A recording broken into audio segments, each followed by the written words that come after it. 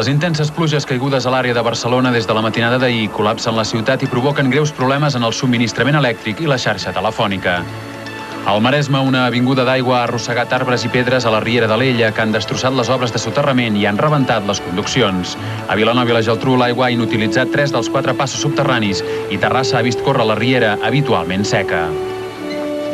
Els 11 països de l'euro... Gran part del govern basc, malgrat les converses fins a l'últim moment del candidat a l'Endacari, Juan José Ibarretxe, amb Nicolás Redondo Terreros. L'artista francès Chris Marker exposa a la Fundació Tàpies la seva particular memòria del segle XX amb una visió crítica de la realitat social i política.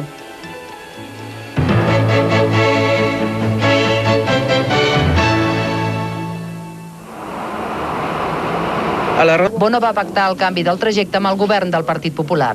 Avui, amb 5 anys de retard, José María Aznar, acompanyat pel ministre de Foment, Rafael Arias Salgado, i pel president de la Generalitat Valenciana, Eduardo Zaplana, han inaugurat els 2 trams que completen els 350 quilòmetres d'autovia. Tot el trajecte és lliure de peatge. Les obres han durat 9 anys i suposen una inversió total de 150.000 milions de pessetes.